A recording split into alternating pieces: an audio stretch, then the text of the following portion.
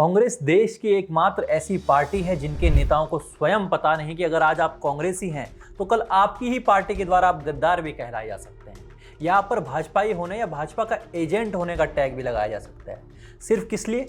सिर्फ सच बोलने के लिए या गांधी परिवार की सच्चाई बताने के लिए। इस बार कुर्बानी की ये तलवार देश के पूर्व गृह मंत्री और कांग्रेस के वरिष्ठ नेता पी चिदम्बरम पर लटक रही है। क्या है पूरा मामला, ये जानते हैं।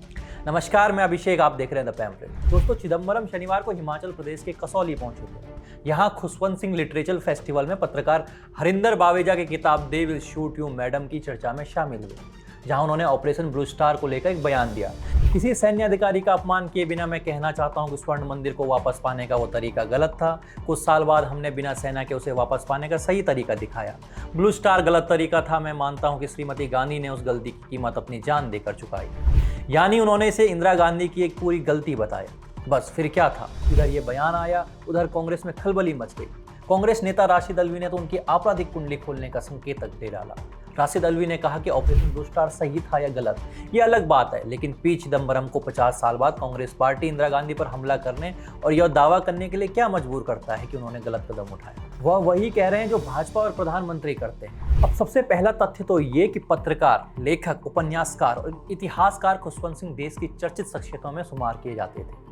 वे इंदिरा गांधी के बहुत करीबी थे, लेकिन जब इंदिरा गांधी ने स्वर्ण मंदिर में फोर्स को भेजा तो उन्होंने इसका विरोध करते हुए अपना पद्म भूषण सरकार को लौटा दिया था। इसके अलावा ऑपरेशन ब्लू स्टार को खुशवंत सिंह ने हमेशा गलत ही ठहराया था। यहाँ तक कि बीबीसी के साथ एक इंटरव्यू में वे इस सवाल पर भावुक भी हो गए थे। अब ऐसे में अगर उनकी स्मृति में कोई लिट फेस्ट हो रहा है तो उसमें कांग्रेसी नेता क्या उम्मीद करते हैं कि इन तथ्यों पर बात न की जाए? मेरे अनुसार इस बात को विवाद बनाकर कांग्रेसी असली प्रश्न को छुपाना चाह रहे हैं। सवाल तो पी चिदम्बरम से ये किया जाना चाहिए कि उन्होंने ऑपरेशन ब्लू स्टार के लिए सेना को क्यों दोषी ठहराया। साफ तौर पर यह तत्कालीन प्रधानमंत्री इंदिरा गांधी का आदेश था। क्यों पी चिदम्बरम ने सेना को इंक्लूड करके इंदिरा गांधी को बेनिफिट ऑफ डाउट देकर बचाना चाहा? खैर, अब कांग्रेसी खेमे में मातम सा हाल है। राशिद अल्वी ने कहा कि यह दुर्भाग्यपूर्ण है, चिदम्बरम की तरफ से कांग्रेस पार्टी पर बार बार वार किए जा रहे हैं।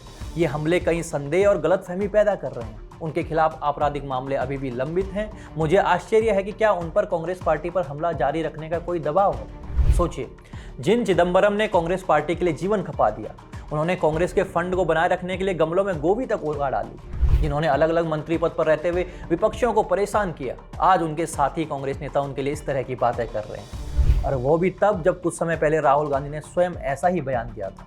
4 मई को कांग्रेस नेता राहुल गांधी का एक वीडियो वायरल हुआ। इसमें वे कहते नजर आए थे कि 1984 का ऑपरेशन ब्लू स्टार गलती थी।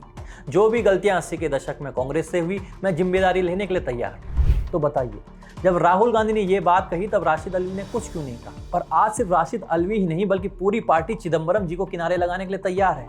कांग्रेस से जुड़े सूत्रों ने कहा कि कांग्रेस नेतृत्व का मानना है कि कांग्रेस से सब कुछ पाने वाले वरिष्ठ नेताओं को पार्टी के लिए शर्मिंदगी पैदा कर सकने वाले बयान देने में अधिक सावधानी बरतनी चाहिए। ये आदत नहीं बननी चाहिए।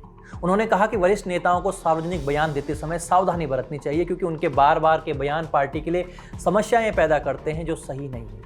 सूत्रों ने चिदम्बरम के बारे में कहा, पार्टी का शीर्ष नेतृत्व बहुत नाराज है। पार्टी के सभी कार्यकर्ता इस बात से परेशान है कि ऐसा बार बार क्यों हो रहा है। जी हाँ, ऐसा बार बार क्यों हो रहा है?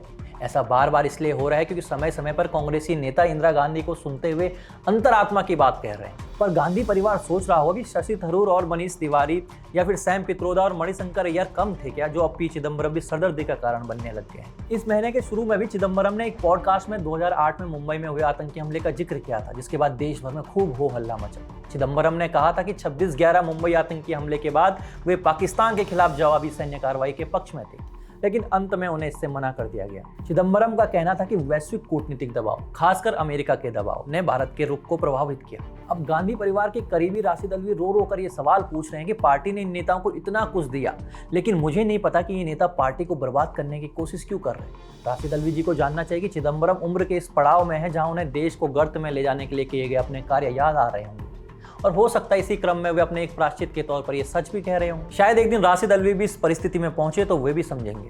अब बिहार चुनाव से ठीक पहले चिदम्बरम के इस बयान से हलचल तो मच गई है।